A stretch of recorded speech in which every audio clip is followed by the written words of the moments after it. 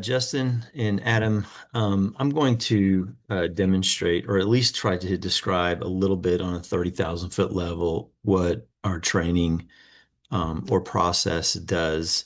And so I am going to start off with the demonstration. I call this the two funnels, and it's not original to me. And what I'm about to show you is going to be a massive oversimplification of how the what I say legacy church model, the prevailing church model that we see in the United States happens. And but there's going to be a massive grain of truth in what I'm about to show you. So the first funnel, I'm gonna just draw it like this, just like something like that.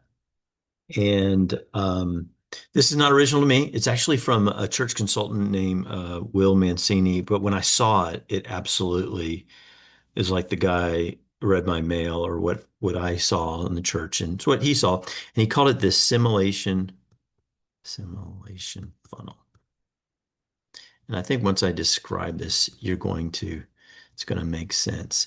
And so basically what we see in the way churches grow or they bring people in is there's basically three levels. And I'm going to put it like this. And then this funnel ends like right here. And so the first one is what we call people just start to attend the church. Okay. And this is where they're kind of checking the church. Maybe it's easier this way. They attend the church. And this is where they're checking the church out. This typically happens through the worship service. This is kind of the front door. They check the music out, the preaching, childcare, whatever they're just basically they're coming in, and these people are either Christians or seekers. I mean, they run the gamut. They're invited by a friend, and this is generally the first step of how they enter into the church. They evaluate this this experience. Now, it's usually the worship experience. But I'm going to just work my way down and then I'm going to come back and kind of nuance it. The next real development in this process, this funnel, is where they connect.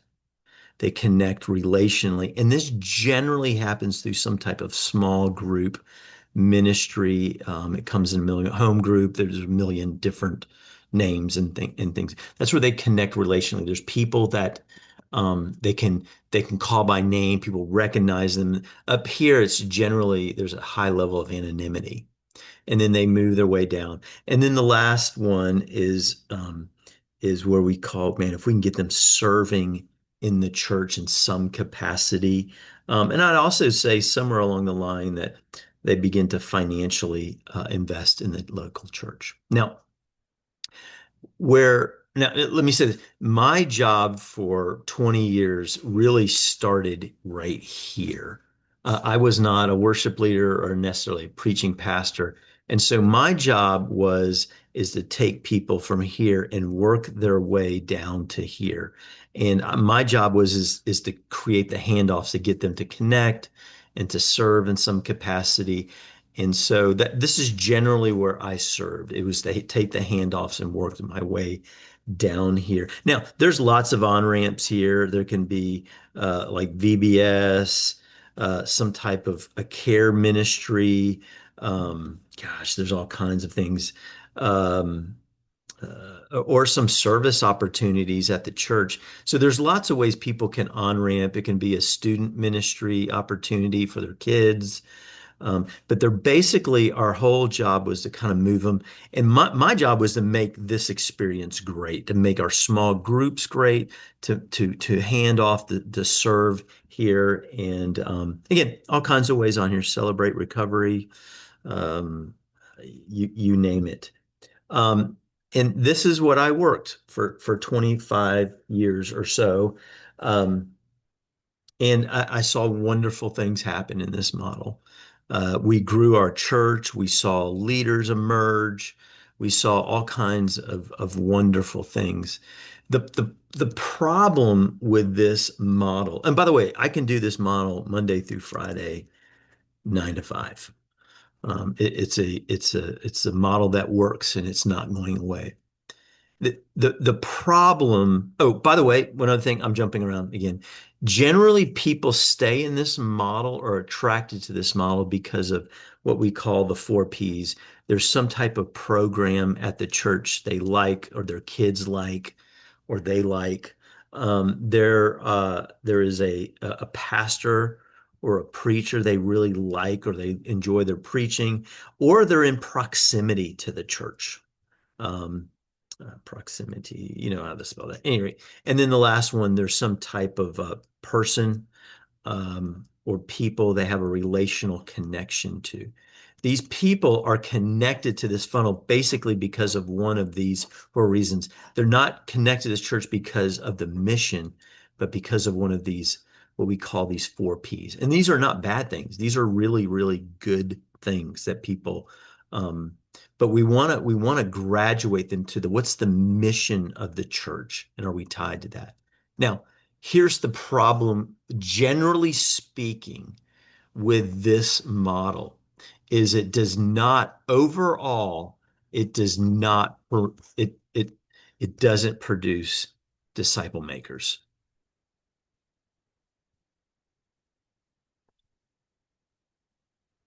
It just generally does not produce that on a whole. It tends to be very attractional, meaning we're going to attract people to our church because we have great teaching or something like that. Um, The other thing that this is does not generally produce, it just does not produce generally high gospel sharing outside of the funnel. The most you're going to get in this is a church invite. And that's because this funnel tends to produce church inviters and good churchmen. And again, these are really good team. It tends to produce really good Bible teachers, even in the best of circumstances. It tends to produce zero church planting, very few missionaries. Um, and there is an old term from the navigators that what this model tends to produce is what we call mules. It's people, a mule cannot reproduce. It's a mate between a donkey and a horse. A mule can do a ton of work, carry a ton of weight, but it rarely reproduces. In fact, it cannot reproduce itself. And so, in the midst of this funnel, you have to create a second funnel. And that's what I'm going to do here. And this funnel is what we call the multiplication funnel. And this is where we take people that are in this bigger funnel and we invite them into this funnel. Okay. And this funnel, for lack of a better word, becomes a fishing pool for this funnel. Okay. And every church needs this funnel. We call it the multiplication funnel, the discipleship funnel. This is where we're inviting people into a much more intentional. Now, some of this happens along the way. I'll say a little bit more about that. But we have to have a second funnel that we're inviting people into to go to the next, so I hate to say this, next level. And so this is am what I'm suggesting your church needs. Now, let me say this much. This funnel right here, the first one, the assimilation funnel, has diminishing returns, means less and less people are get down to the bottom down here. This funnel, the more people go down further, the more it multiplies out because it produces leaders. And I'll demonstrate this as just on a side note. We had a lady at a church we trained. Her name is Jessica. She got into this funnel. Okay. Now, Jessica was a leader. She was attending a small group. She had a missional heart. She had it, but she got the tools and the processes, and she took those tools back into her community where she lived in Princeton. And because of that one person, I wanted to show that this is a multiplication, meaning it has increasing returns. That one person, and behind her was 25 baptisms over the course of 2 years and approximately 15 small groups. that formed out of her, and several other disciple makers came out of that, out of one person. And that's the potential of this model. Also, what comes out at the bottom of this model is church planters, um, a new group, small group leaders, new elders, and new leaders, because you have a process you're calling them into. And so let me say a little bit more about this. I'm going to flip this multiplication funnel and say a lot more about this multiplication funnel. I'll tell you a quick story. There's a buddy, a guy, not buddy, a friend or whatever. I do know him. His name is Curtis Sargent. He tells a great story. He said he lives on this property in Alabama, or he did at one time, and it's a large property on Lake Martin in Alabama, and on that property they grow wild berries, tens and thousands of them, and they're on trellises, and they have a watering network that waters these plants, and they grow, and these wild berries that are literally the size of silver dollars, and there's tens of thousands of them. He says, as you drive onto that property, those same plants that are on this property are growing around the property in abandoned lots and along fields naturally.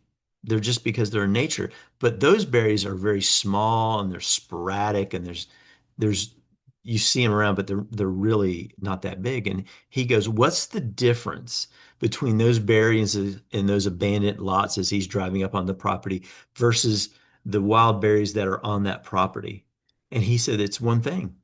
The berries on that property, they have a plan to cultivate them and grow them. And he said that's exactly the case with this funnel, is you have to have a plan for people. So let me draw out this funnel here, and what we call it a funnel or a pathway to discipleship, um, or mission.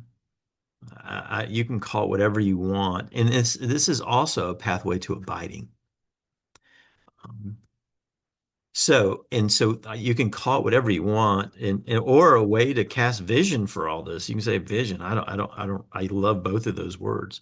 And so let me start with what we do. The first step in this process is what we call awareness. And it's awareness of two things. I'm going to just put a guy here. Kind of, how's that? Basically awareness is you're asking two questions. Who am I? And the second question, sorry, is where are my friends, or my sphere of influence with Jesus? You just start asking that question. Is you're not approaching them, you're just starting. So it's awareness of who I am. And so we show through this you're actually an ambassador. There's all kinds of wonderful adjectives attached to you. You're an ambassador, you're a witness, you're a seed sower, you're just all kinds of loaded identity words. And then we get the people start asking this question: where are my friends with Jesus? And so this is the first step. Now, what you're going to notice, our first step of discipleship is not inward, it's outward.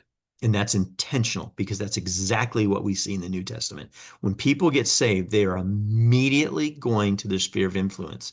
It is, I can show you, it's part of the training, but all the examples of people immediately. So what we found is if you can get someone going outward very quickly, they actually turn inward in a much more healthy way versus starting inward with discipleship. We start outward. And I know that sounds intuitively wrong, but that's exactly how the Bible works. And we've seen that that's actually the best way and the healthiest way to start discipleship. So the next question, or the next thing we deal with in after awareness. So now I'm aware of my identity. I'm an ambassador at my work. I'm an ambassador in my home. I'm an ambassador in my street. And then I start asking the question, where are my friends with Jesus? I'm just internally asking. The next step in this process of equipping is we get people praying. And this is critical. And this is where they start asking God for help.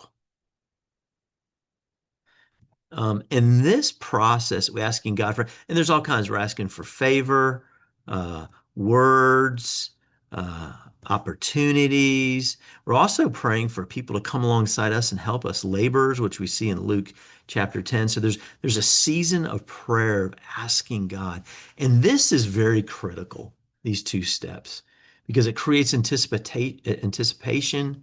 It prepares your heart. So so we teach you how to pray for lostness, and there's a season where we do this. Now, the next step is absolutely, and this is really where I think our model or process really starts to break with it. I'm going to put a dotted line here because this represents high death.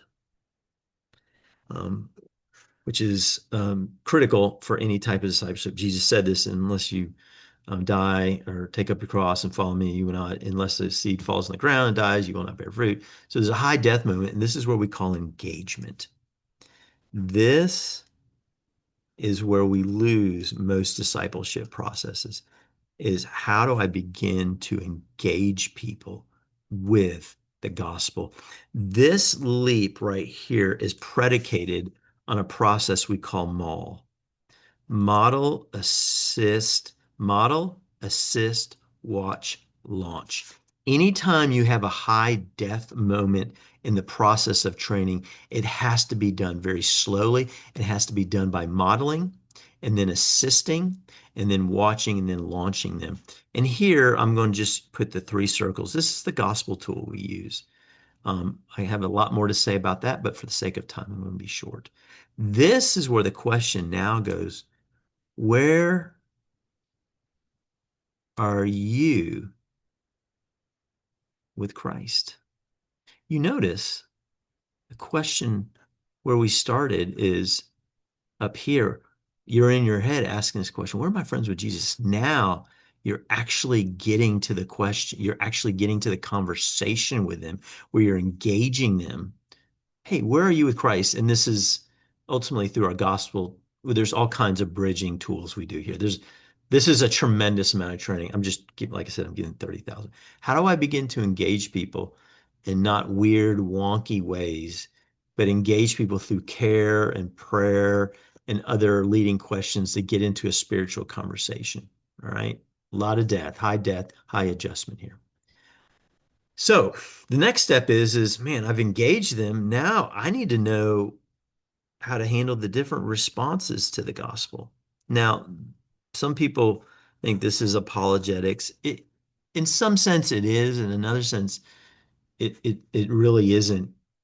This is going to sound oversimplistic again, but we basically see four responses to the gospel. And we actually get this out of the book of Acts, but I'm just going to basically or essentially go through these real quickly. And I'm going to give this is a traffic light. And then the first one is what we call a red light. And that's where they just say, no, I'm not really interested in learning more. That's your thing. Whatever. No's come in a million different flavors and colors. But essentially in that situation, we move on. We're not here to pester people. We really aren't. You can continue praying for them, obviously, but we're trying to find where God's already at work. Now, the next one is what we call a yellow light, and this comes from Acts. You can see this in Acts chapter 17, verse 32 through 34, when Paul's at the Areopagus. You see these different responses. That's what we call a maybe. And then I'm gonna say one more, and then I'm gonna get to this. And this is where someone goes, "Yes, I want the gospel." This is where a maybe, yeah, I'd like to learn more. And this is actually where someone goes, "Oh, I'm already a believer." And so I'm collapsing all of this training in just some simple, we teach people how to follow up with these three people. This is where we need to be following up. And essentially what we do is we begin to meet up with them. And how do we get them into simple Bible studies? And this is all part of the training. simple Bible studies and training for believers. So this is critical. And then the last piece is what we call, I would say, long and short-term discipleship. And this is, I'm going to put a dotted line here.